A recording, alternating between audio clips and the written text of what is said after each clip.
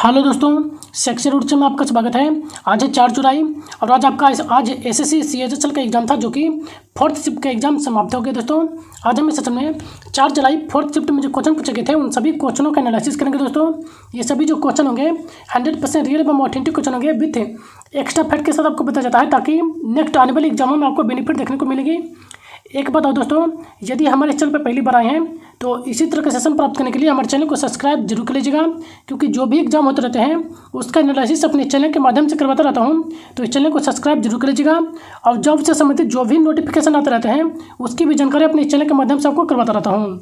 तो इस चैनल को सब्सक्राइब जरूर कर लीजिएगा और बेल आइकन को भी प्रेस कर लीजिएगा ताकि हमारे द्वारा जो भी सेशन आपको प्रोवाइड की जाए तो उसकी जानकारी आपको सबसे पहले मिलेगी। और अपने दोस्तों के साथ भी शेयर कीजिए दोस्तों, ताकि इसका सभी बेनिफिट उठा सकें। तो चलिए सेशन को शुरू करते हैं। क्वेश्चन पूछा गया था कि पर्णपाती वन किस प्रकार के वृक्षों से समृद्ध है। तो पर्णपाती वन जो देखा जाए तो शायद आपके ऑप्शन में सागौन दिया गया था, तो सागौन इसका करेक्ट आंसर होता। पर्णपाती वन के अंतर्गत देखा जाए तो सागौन जो है मुख्य रूप से जो है ज़्यादातर पाए जाते हैं। चलिए इनसे जुड़े कुछ प्रमुख फैक्टों को देख लेता हूँ। वही देखें तो उष्णकटिबंधीय पर्णपाती वन के अंतर्गत देखा जाए तो ये भारत, चीन, इंडोनेशिया, फिलीपींस और ऑस्ट्रेलिया इत्यादि में जो है मूल रूप से यह पाई जाती है पर्णपाती वन देखें तो इसके क्षेत्रों में देखें तो इसका पर्णपाती का तो इसके लिए जो है 75 से लेकर 200 सेंटीमीटर तक जो है औसत वर्षा होनी चाहिए। वहीं देखें तो ये जो है वर्ष में एक बार जो है अपनी पत्तियों को गिराती हैं। ये पर्णपाती जितने भी वृक्ष होते हैं। वहीं देखें तो पानी की उपस्थिति के आधार पर जो है इनको 2 भागों में विभाजित किया गया है पर्णपाती वन को। ये जो 2 भाग हैं उष्ण कटिबंधीय शुष्क पर्णपाती वन एवं नम्न पर्णपाती वन, इन 2 भागों में जो है इसको पानी के आधार पर विभाजित किया गया है। आमतौर पर जो पाए जाने वाले जो पेड़ हैं वह सागौन पर्णपाती वन के अंतर्गत साल, सागौन, चंदन, अर्जुन, एबोनी, शीशम, महुआ, आंवला, बेदू, एक्सलवुड, लॉरेल और पलास, ये सभी जो है पर्णपाती वन के अंतर्गत पाए जाते हैं। ये सभी प्रमुख वृक्ष हैं, तो इन सभी को ध्यान में रखेगा। नेक्स्ट देखें तो ये वन है प्रायद्वीपीय जो है अधिकांश वर्षा वाले भागों एवं उत्तर प्रदेश एवं बिहार के मैदानी भागों में पाए जाते हैं। नेक्स्ट वहीं देखें तो आर्द्र पर्णपाती वन जो होते हैं उसके लिए जो है 200 से लेकर जो है 1000 सेंटीमीटर तक औसत वर्षा होनी चाहिए। ये इसके जो सर्वोत्तम जो वृक्ष देखने को मिलते हैं वह उत्तर पूर्व राज्यों एवं हिमाचल प्रदेश के गिरपेट एवं पश्चिमी घाट के ढलानों एवं उड़ीसा में यह देखने को मिलता है पर्णपाती वन। नेक्स्ट इसके अंतर्गत देखा जाए तो प्रमुख जो वन आते हैं आर्द्र पर्णपाती के अंतर्गत सागौन, साल, शीशम, महुआ, आंवला एवं कुसुम, ये सभी जो है आर्द्र पर्णपाती के अंतर्गत आते हैं। वहीं देखो तो शुष्क पर्णपाती वन के लिए जो है 70 से लेकर 100 सेंटीमीटर तक की वर्षा होनी चाहिए। ये इनका जो विस्तार देखा जाए तो उत्तर प्रदेश एवं बिहार में भागों में पाया जाता है। इसके अंतर्गत जो प्रमुख जो पेड़ आते हैं वह पलास, अमलतास, बेल, खैर और अक्साइड, ये सभी जो कि शुष्क पर्णपाती के अंतर्गत आते हैं। तो इन्हें ध्यान में रखेगा कि कौन आर्द्र में आते हैं और कौन शुष्क में आते हैं। नेक्स्ट देखें तो उष्णकटिबंधीय सदाबहार वन या तो आर्द्र सदाबहार वन, ये जो कि पश्चिमी घाट की पश्चिमी ढलान एवं पूर्वोत्तर क्षेत्रीय पहाड़ियों और अंडमान निकोबार समूहों में जो है यह वन विस्तार पाया जाता है। यानी कि जो सदाबहार वन होते हैं इनका विस्तार पश्चिमी घाट के ढलानों, पूर्वी घाट के पहाड़ियों में और अंडमान निकोबार में देखने को मिलता है। इसके लिए जो देखा जाए तो वर्षा जो होनी चाहिए 200 सेंटीमीटर से अधिक होनी चाहिए और इसका तापमान देखा जाए तो 22 डिग्री सेंटीग्रेड से अधिक होना चाहिए। इसके अंतर्गत प्रमुख जो पेड़ आते हैं वह रोजरवुड और महोगनी, एनी और एबनी, ये सभी सदाबहार वन के अंतर्गत प्रमुख वृक्ष हैं, तो इन्हें भी ध्यान में रखिएगा। नेक्स्ट क्वेश्चन पूछा गया था किस भाग में नागरिकता से संबंधित प्रावधान है। तो पीछे के शिफ्टों में जो है आपको अनुच्छेद पूछा गया था नागरिकता से संबंधित, इसमें जो है भाग पूछा गया है। तो वहीं देखें तो नागरिकता से संबंधित जो भाग है वह भाग 2 में वर्णित है, तो भाग 2 इसका करेक्ट आंसर था। वहीं देखें तो भारतीय संविधान के भाग 2 में नागरिकता से संबंधित प्रावधान किया गया है, जो कि भाग 2 के अनुच्छेद 5 से लेकर 11 तक वर्णित है। कुछ अन्य प्रमुख अनुच्छेदों को देख लेते हैं, क्योंकि आपको देखा जाए तो प्रत्येक शिफ्ट में जो है अनुच्छेद से संबंधित डिफिनिट क्वेश्चन पूछे जा रहे हैं, तो इन सभी को ध्यान में रखेगा। जैसे कि भाग 3 में देखा जाए तो मौलिक अधिकार, भाग 4 में नीति निर्देशक तत्व, तो इन सभी को आप ध्यान में रखेगा।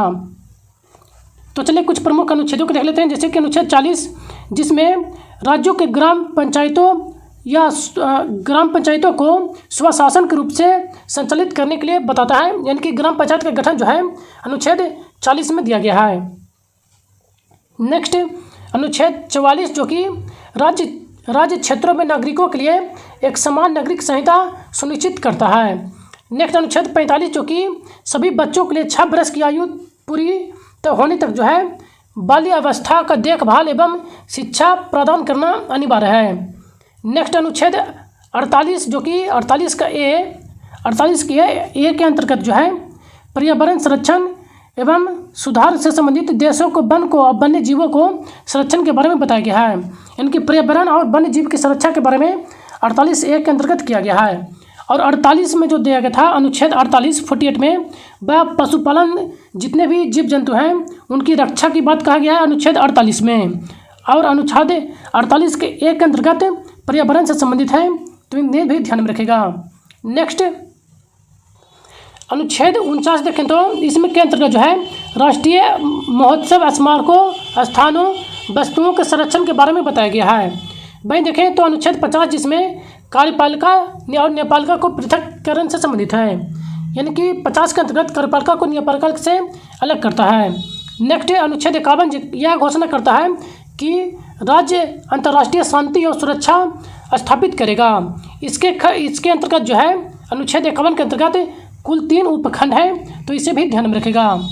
कुछ नेक्स्ट प्रमुख देखें तो अनुच्छेद 61, जो कि जिसके तहत जो है राष्ट्रपति पर महाभियोग चलाया जाता है। नेक्स्ट अनुच्छेद 86, जिसमें प्रत्येक सत्र के प्रारंभ में जो है नवगठित लोकतंत्र का पहला सत्र संयुक्त अधिवेशन जो है का अभिभाषण राष्ट्रपति के द्वारा किया जाता है। यानी कि देखा जाए तो अनुच्छेद 46 के अंतर्गत कहा गया है कि राष्ट्रपति जो है प्रत्येक जो प्रारंभिक जो लोकसभा का सत्र होगा उसकी सत्र की बैठक यानी कि संयुक्त अधिवेशन जो है राष्ट्रपति के द्वारा किया जाएगा। जैसे कि इस बार जो 18वीं जो लोकसभा हुआ है इसका पहला जो सत्र होगा वह राष्ट्रपति के द्वारा संबोधित किया जाएगा, तो इसी के बारे में बोला गया है अनुच्छेद 46 में। नेक्स्ट अनुच्छेद 87, जिसके अंतर्गत जो है संसद के प्रत्येक वर्ष का प्रथम सत्र जो कि राष्ट्रपति के अभिभाषण करता है, जिसका अभिभाषण जो है राष्ट्रमंडल के द्वारा राष्ट्र जो मंत्रिमंडल होते हैं उसके द्वारा तैयार किया जाता है राष्ट्रपति का अभिभाषण। नेक्स्ट अनुच्छेद 99 के तहत जो है राष्ट्रपति जो है प्रोटेम स्पीकर को नियुक्त करते हैं, यानी कि अस्थायी अध्यक्ष। नेक्स्ट देखें तो अनुच्छेद 108, जिसके तहत संसद के संयुक्त अधिवेशन की बुलाने की शक्ति राष्ट्रपति को दिया गया है, तो इन सभी प्रमुख फैक्ट को ध्यान में रखेगा। नेक्स्ट क्वेश्चन पूछा गया था ब्रज उत्सव किस राज्य से संबंधित है। तो ब्रज उत्सव जो है राजस्थान के अंतर्गत मनाया जाता है, तो राजस्थान इसका करेक्ट आंसर होता है। ब्रज उत्सव जो है फागुन माह के शुक्ल पक्ष के तीसरे दिन मनाया जाता है। यह एक त्यौहार के रूप में मनाया जाने वाला त्यौहार है। वहीं देखें तो यह जो है मार्च माह में राजस्थान के भरतपुर जिले के ब्रज क्षेत्र के अंतर्गत मनाया जाता है। तो यह किस मंथ में मनाया जाता है, तो यह भी ध्यान में रखेगा। अब हिंदी कैलेंडर के अनुसार देखें तो यह फागुन माह के अंतर्गत आता है, तो यह भी ध्यान में रखेगा। तो चलिए कुछ प्रमुख फैक्टों को देख लेते हैं, जैसे कि बिनेश्वर मेला जो कि राजस्थान के अंतर्गत देखा जाए तो डूंगरपुर में जो है बिनेश्वर मंदिर के समीप जो है बिनेश्वर आदिवासियों के द्वारा जो है यह उत्सव मनाया जाता है, आयोजित किया जाता है। वहीं देखें तो बिनेश्वर जो मेला है हिंदू कैलेंडर के अनुसार माघ शुक्ल पूर्णिमा के दिन जो है मनाया जाने वाला यह हर साल फरवरी के माह में मनाई जाती है बिनेश्वर मेला। यह जो मेला है यह आदिवासी संस्कृति का एक प्रमुख प्रसिद्ध है जिसे जो है आदिवासियों का कुंभ मेला के रूप में भी जानते हैं। यानी कि ये जो बेनेश्वर जो मेला है इसे आदिवासियों का संस्कृति का प्रमुख प्रदर्शन करते हैं और इसी मेला को जो है आदिवासियों का कुंभ मेला के नाम से भी जानते हैं, बेनेश्वर मेला। तो इससे जरूर ध्यान में रखेगा। नेक्स्ट देखें तो शेखा बाटी महोत्सव। शेखा बाटी महोत्सव जो कि यह जो है राज्य पर्यटन विभाग के द्वारा फरवरी माह में राजस्थान के सीकर, नवगढ़, चूरू और झुंझुनू जिलों में जो है इसका आयोजन किया जाता है। यानी कि इस महोत्सव का आयोजन जो राज्य पर्यटन मंत्री होते हैं उनके द्वारा फरवरी माह के अंतर्गत राजस्थान के इन जिलों में जो है इसका आयोजन किया जाता है। यह जो इसका उत्सव जो चलता है वह 3 दिनों तक संस्कृत उत्सव चलता है, शेखावट महोत्सव। तो इसे भी ध्यान में रखेगा। तो चलिए नेक्स्ट देख लेते हैं। नेक्स्ट देखें तो भारत के प्रमुख त्यौहार एवं मेले दे दिया गया है। तो प्रमुख राज्यों के प्रमुख त्यौहार, तो चलिए इसे भी आप देख लेते हैं एक बार, इसे भी ध्यान में रखेगा। तो जैसे देखें तो मांडू महोत्सव जो कि मध्य प्रदेश के अंतर्गत ये मनाए जाने वाला त्यौहार है। जल्लीकट्टू तमिलनाडु, जिसे जो है सरकार के द्वारा जो है प्रतिबंध लगा दिया गया है जल्लीकट्टू पर, जो कि तमिलनाडु राज्य में मनाया जाता था। बिहू पर्व जो कि उड़ीसा, लोसर महोत्सव जो कि लद्दाख, हॉर्नबिल फेस्टिवल महोत्सव यानी कि नागालैंड, बोनलू महोत्सव तेलंगाना, ओनम महोत्सव केरल, हरेली त्यौहार छत्तीसगढ़, मिंजर मेला हिमाचल प्रदेश, सरहुल महोत्सव झारखंड, पोंगल त्यौहार तमिलनाडु, बुमचू त्यौहार सिक्किम, ट्यूलिप जम्मू कश्मीर, लोहरी महोत्सव पंजाब, हेमिस महोत्सव लद्दाख, डोल उत्सव पश्चिम बंगाल, हरेली पर्व उत्तराखंड। तो ये सभी राज्यों के प्रमुख त्यौहार एवं मेले हैं, तो इन सभी को ध्यान में रखिएगा। नेक्स्ट क्वेश्चन पूछा गया था, थॉमस कप किस खेल से जुड़ा हुआ है? तो थॉमस कप जो है वह बैडमिंटन से संबंधित है। तो बैडमिंटन इसका करेक्ट आंसर होता। जैसे कि दोस्तों मैं आपको पिछले के शिफ्टों में आपको करा था कि खेल से संबंधित जरूर पूछे जाएंगे कि कौन सा कप किस खेल से है। तो देखिए आज इसके शिफ्ट में जो है पूछा जा चुका है। तो चलिए इनसे जुड़े कुछ प्रमुख फैक्टर को देख लेते हैं। थॉमस कप जिसका संबंध जो है बैडमिंटन से है। हॉकी से संबंधित प्रमुख कपों को देखें तो सुल्तान अजलान शाह कप एवं आगा खान कप, इसका जो संबंध है हॉकी से संबंधित है। ये हॉकी की प्रमुख ट्रॉफियाँ हैं। नेक्स्ट फुटबॉल देखें तो कोलंबो कप और मर्देका कप, डुरंट कप जो कि फुटबॉल से संबंधित है। बास्केटबॉल के अंदर देखा जाए तो बास्केटबॉल के बाद जो है बॉल विलियम कप और बेंगलोर ब्लू चैंपियन कप जो कि बास्केटबॉल से संबंधित है। नेक्स्ट बैडमिंटन जो कि थॉमस कप, अग्रवाल कप, चड्डा कप और दीवान कप जो कि बैडमिंटन से संबंधित हैं। नेक्स्ट क्रिकेट में देखा जाए तो एशेज, रिलायंस कप और रोथमैन ट्रॉफी, सिक्के नायडू ट्रॉफी और रंजनी ट्रॉफी, ये सभी जो हैं क्रिकेट के प्रमुख ट्रॉफियाँ हैं। नेक्स्ट गोल्फ के प्रमुख ट्रॉफी में देखें तो राइडर कप जो कि पुरुषों के लिए एवं सोलहेम कप जो कि महिलाओं के लिए से संबंधित है। नेक्स्ट बाकर कप, ये सभी जो कि गोल्फ के प्रमुख ट्रॉफियाँ हैं। नेक्स्ट वॉलीबॉल के अंतर्गत देखा जाए तो शताब्दी कप, फेडरेशन कप, इंदिरा प्रधान ट्रॉफी कप और शिवंथी गोल्ड कप, ये सभी जो कि वॉलीबॉल के प्रमुख ट्रॉफियाँ हैं। नेक्स्ट पोलो के अंतर्गत देखा जाए तो एजर कप, न्यूपोर्ट कप और बेस्ट चेस्टर कप और किंग्स कप, ये सभी जो कि पोलो के प्रमुख ट्रॉफियाँ हैं। तो इन सभी प्रमुख ट्रॉफियों को जरूर ध्यान में रखेगा जिनका भी नेक्स्ट डे में आने वाला एग्जाम है। नेक्स्ट क्वेश्चन पूछा गया था, किस समिति की सिफारिश पर संविधान में मौलिक कर्तव्यों को शामिल किया गया था? तो ये पीछे के शिफ्टों में भी आपको बताया गया था कि यह जो है आपको सवन से समिति की सिफारिश पर जो है जो कि मौलिक कर्तव्य को भारत के संविधान में जोड़ा गया था। तो सवन से समिति इसका करेक्ट आंसर था। मैंने इसे ऑलरेडी पीछे के शिफ्टों में आपको बता दिया था। तो इसलिए कहते हैं जो भी आपको एक्स्ट्रा फैक्ट बताया जा रहा है तो उसे जरूर ध्यानपूर्वक रीड करिएगा जिनका भी नेक्स्ट डे में आने वाला एग्जाम है। तो चलिए इनसे जुड़े कुछ प्रमुख फैक्टों को देख लेते हैं।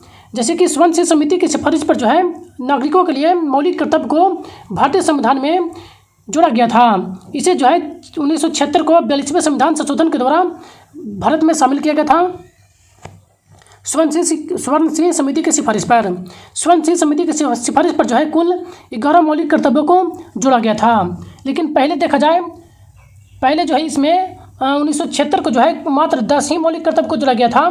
बाद में जो है इसे 2002 ईस्वी में जो है इसको एक और मौलिक कर्तव्य को जोड़ा गया, जो कि 11वां मौलिक कर्तव्य था 82वें संविधान संशोधन के तहत। तो इसे भी ध्यान में रखेगा। मैं देखें तो भारतीय संविधान के अनुच्छेद 51 के 1 के अंतर्गत मौलिक कर्तव्यों को रखा गया है, जिसे 42वें संविधान संशोधन 1976 में जोड़ा गया था। नेक्स्ट देखें तो इसे जो है सोवियत संघ रूस यानी कि रूस के संविधान से लिया गया था मौलिक कर्तव्य को। तो इन सभी प्रमुख फैक्ट को ध्यान में रखेगा। नेक्स्ट क्वेश्चन पूछा गया था, जनसंख्या वृद्धि को आरोही क्रम में व्यवस्थित करें। तो जनसंख्या वृद्धि दर को जो है आरोही क्रम में व्यवस्थित करने के लिए आपको दिया गया था। तो चलिए इनसे जुड़ी जो भी प्रमुख फैक्ट है आपको कवर करवा देता हूँ, आप देख लीजिएगा कि आपको किस रूप में दिया गया था। जैसे कि देखें तो बिहार में सबसे कम जनसंख्या जो कि 25.42%, उसके बाद अरुणाचल प्रदेश, फिर मिजोरम, फिर मध्य प्रदेश। तो यही आपका करेक्ट आंसर होता, क्योंकि अब रोही क्रम में सजाने को बोल रहा था। नेक्स्ट देखें तो भारत के 4 अत्यधिक जनसंख्या वाले राज्यों में देखे तो उत्तर प्रदेश, फिर महाराष्ट्र, बिहार, फिर पश्चिम बंगाल का स्थान आता है सबसे अधिक जनसंख्या के क्रम में। नेक्स्ट शीर्ष 5 साक्षर राज्यों में देखें तो केरल, लक्षद्वीप, मिजोरम, गोवा और त्रिपुरा, ये जो कि 5 सबसे अधिक साक्षर राज्य हैं एवं केंद्र शासित प्रदेश हैं। नेक्स्ट उच्चतम लिंगानुपात वाले 5 शीर्ष राज्यों के देखें तो केरल जो कि 1084 है, पांडुचेरी, उसके बाद इनके पांडुचेरी आता है जो कि केंद्र शासित प्रदेश के अंतर्गत भी आता है, और इसके अंतर्गत देखा जाए तो 1037 लिंगानुपात था। उसके बाद दूसरा स्थान तमिलनाडु का आता है 996, आंध्र प्रदेश 993 और छत्तीसगढ़ 991। ये सबसे शीर्ष लिंगानुपात वाले राज्य हैं। नेक्स्ट न्यूनतम लिंगानुपात वाले शीर्ष राज्यों को देखें तो दमनदीप जो कि 918, दादरा नगर हवेली 774, चंडीगढ़ 818, दिल्ली 868, अंडमान निकोबार जो कि 876। नेक्स्ट शीर्ष 4 अत्यधिक जनसंख्या घनत्व वाले राज्यों में देखें तो बिहार जहाँ की सबसे अधिक जनसंख्या घनत्व था, ये जो है यहाँ पर जो थी 1106 व्यक्ति प्रति वर्ग किलोमीटर था। उसके बाद दूसरा स्थान सबसे अधिक जनसंख्या घनत्व वाला पश्चिम बंगाल जो कि 1028, केरल 860, उसके बाद उत्तर प्रदेश का स्थान आता है जो कि 829 था। तो इन सभी प्रमुख फैक्ट को ध्यान में रखेगा। नेक्स्ट क्वेश्चन पूछा गया था, कौन सी जनजाति भारत में नहीं पाई जाती है। तो भारत में नहीं पाई जाती है इस रूप में पूछा गया था। तो जैसा कि लगता है ऑप्शन जो आपको जो दिया गया था वह मसाई जनजाति दिया गया था।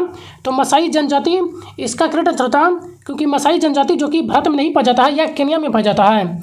तो मसाई जनजाति इसका करेक्ट आंसर था। तो चलिए इनसे जो कुछ प्रमुख फैक्टों को देख लेते हैं।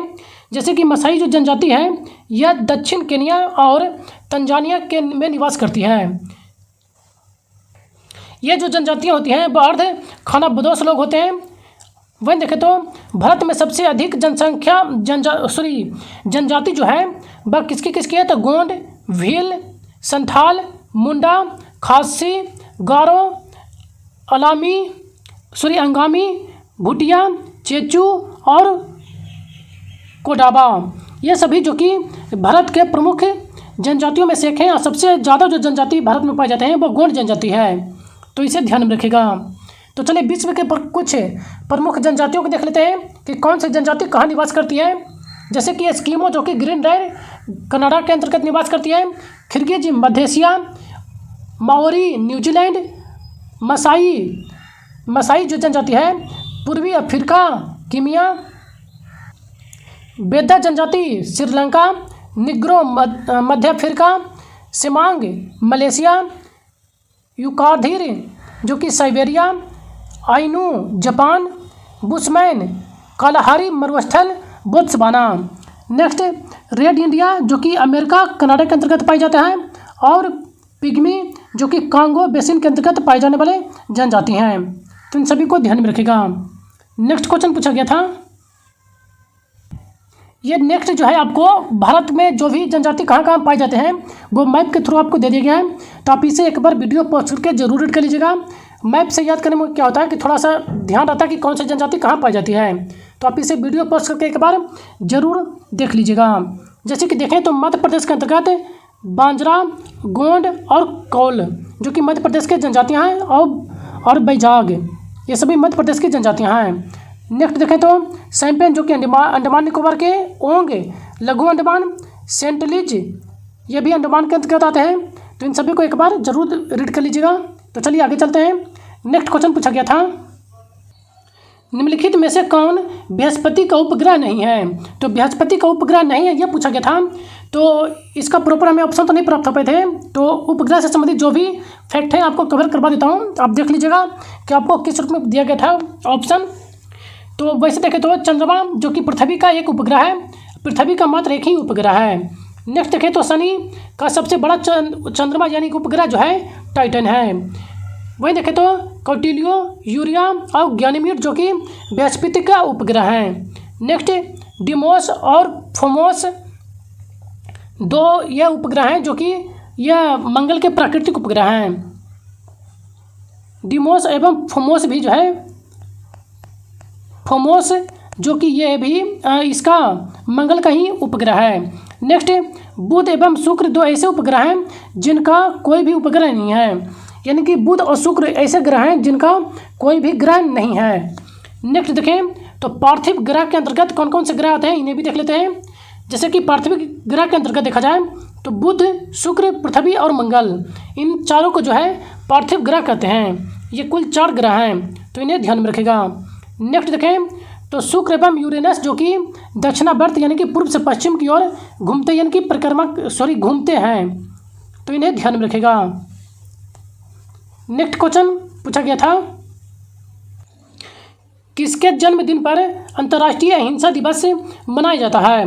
तो यह जो अंतर्राष्ट्रीय अहिंसा दिवस जो मनाया जाता है महात्मा गांधी के जन्मदिन पर मनाया जाता है। तो महात्मा गांधी इसका क्रेडिट था। तो चलिए इनसे जुड़े कुछ प्रमुख फैक्टर देख लेते हैं। अंतर्राष्ट्रीय अहिंसा दिवस जो कि हर साल जो है 2 अक्टूबर को मनाया जाता है, जो कि महात्मा गांधी के जयंती के रूप में मनाया जाता है। वहीं देखें तो राष्ट्रपति जो है राष्ट्रपिता महात्मा गांधी जो कि जिनका जन्म 2 अक्टूबर 1869 को हुआ था। और इसी दिन जो है एक और व्यक्ति जो थे लाल बहादुर शास्त्री, जिनका भी जन्म जो है 2 अक्टूबर 1904 को हुआ था। यानी कि 2 अक्टूबर को जो है इन दोनों की जयंतियाँ मनाई जाती है, तो ये भी ध्यान में रखेगा। नेक्स्ट देखें तो 30 जनवरी को जो कि महात्मा गांधी की स्मृति पर जो है शहीद दिवस मनाया जाता है। और शहीद दिवस जो है 23 मार्च को भी मनाया जाता है। 23 मार्च को भी जो है शहीद दिवस मनाया जाता है। ये जो 23 मार्च को मनाया जाता है भगत सिंह, सुखदेव एवं राजगुरु के स्मृति के रूप में मनाया जाता है, तो इसे भी ध्यान में रखेगा। नेक्स्ट नेहरू की स्मृति यानी मृत्यु के बाद जो है इनके स्मृति के लिए 14 नवंबर को भारत में जो है बाल दिवस मनाया जाता है, नेहरू की मृत्यु के बाद इनके स्मृति के रूप में।